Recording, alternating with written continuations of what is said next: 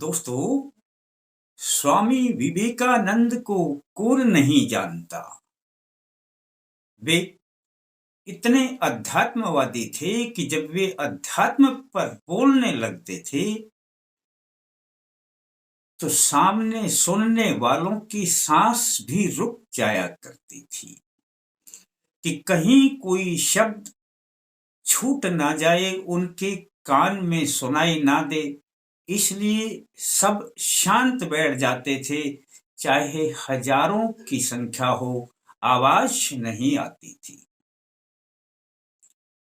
दोस्तों, उनकी एक रुचि थी कि वे खाली नहीं बैठते थे। वे जब भी बैठते तो कोई ना कोई पुस्तक का अध्ययन अवश्य किया करते थे।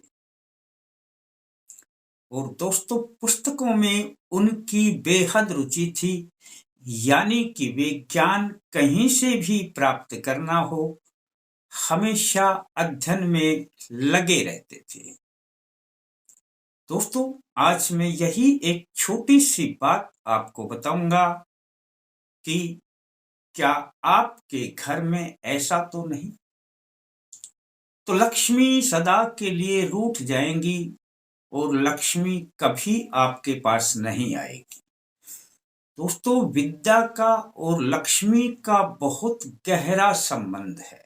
संस्कृत में तो एक श्लोक भी है कि विद्या धन प्रवासेषु, विदेश में विद्या ही धन है।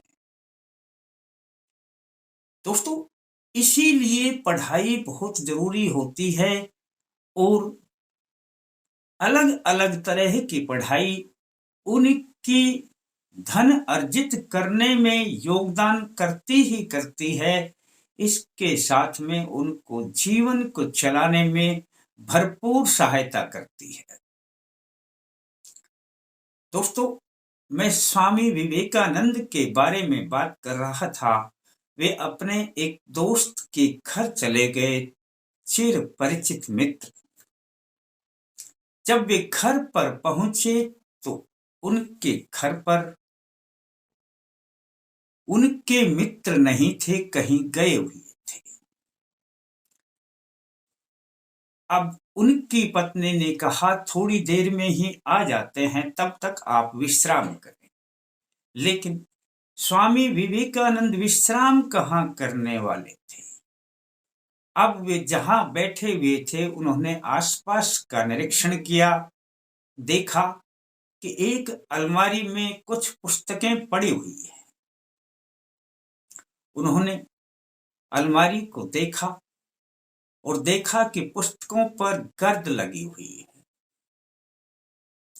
ऐसा कि जैसे किसी ने काफी दिनों से इन पुस्तकों को देखा ही नहीं, पढ़ा ही नहीं।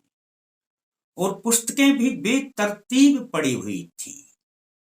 उन्होंने सबसे पहले तो उस अलमारी को साफ किया, उन पुस्तकों को साफ किया और उन पुस्तकों को अच्छे ढंग से लगाया कि जो पुस्तक चाहे वो निकाल।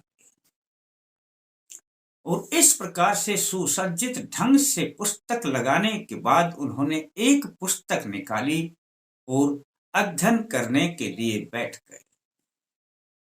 इतनी ही देर में उनके मित्र वहां पर आ जाते हैं और एक दूसरे का हाल जानने के बाद स्वामी विवेकानंद बोले कि मैं मित्र आपसे नाराज हूं। उनके मित्र कुछ समझ नहीं पाए। उन्होंने कहा कि मैं थोड़ा देर से आया, शायद इसलिए आप नाराज हैं, मुझे आपके आने की सूचना नहीं थी। तब स्वामी जी कहने लगे कि नहीं, यह बात नहीं है, आप तो और भी देर में आ जाते तो कोई फर्क नहीं पड़ता, परंतु ये जो पुस्तकें आपने रखी हुई हैं, ये विद्या है, ये धन है और विद्या ही धन होता है। आप देखिए अपनी अलमारी को। जैसे ही उनके मित्र ने अलमारी की तरफ देखा, देख करके बड़े अचंभित हुए। एक एक पुस्तक सही ढंग से लगी हुई थी कि जो चाहे वह पुस्तक निकाल। उनके मित्र ने बड़ी शर्मिंदगी महसूस की और क्षमा याचना करने लगे। स्वामी जी, मुझे क्षमा कीजिए, आगे से मैं इस बात का ध्यान रखूंगा। और दोस्तों, वे आगे से अब ध्यान ही नहीं रखते, वे उन पुस्तकों को पढ़ने भी लग गए और उन पुस्तकों से उन्होंने ज्ञान अर्जित किया। और जहां ज्ञान होता है वहां धन की कोई कमी नहीं रहती। दोस्तों, आज का विषय मेरा यही है कि कहीं आपके घर में भी ऐसा तो नहीं, यानी कि आपकी पढ़ने की पुस्तकें, ज्ञान अर्जित करने की पुस्तकें कहीं इधर उधर तो नहीं बिखरी पड़ी हैं, कहीं उस पर गर्दा तो नहीं लग रहा है, कहीं वे फटी पुराने हाल में तो नहीं है। अगर फटे पुराने हाल में हैं तो उनको ठीक करें, उनका गर्दा साफ करें, उनको सही तरीके से लगाएं दोस्तों। तब आपके पास विद्या आएगी और विद्या आएगी तो मां लक्ष्मी भी प्रसन्न होगी, फिर विद्या के साथ में धन भी आएगा। दोस्तों, इसमें चाहे आपकी पूजा करने वाली अपनी पुस्तकें, चाहे आपको ज्ञान अर्जित करने वाली दूसरी पुस्तकें, और तीसरे यदि कोई ऐसी पुस्तक जो किसी भी प्रकार से काम नहीं आती है, उसको आप कबाड़े में घर से निकाल दें, उन किताबों में ना रखें। किताबें केवल वही अपने पास में रखें जो आपने पढ़नी है, जिसमें से आपने ज्ञान प्राप्त करना है, और पूजा पद्धति की वे किताबें जिनसे आपने पूजा पाठ करना है। दोस्तों, मैंने छोटा सा आपको उपाय बताया है। आप आज के बाद यदि ध्यान रखेंगे, अपने घर में अपनी किताबों को, पुस्तकों को सजा कर रखेंगे, उन पर गर्दा नहीं आने देंगे, तो समझ लेना कि आपके पास मां लक्ष्मी शीघ्र आएगी।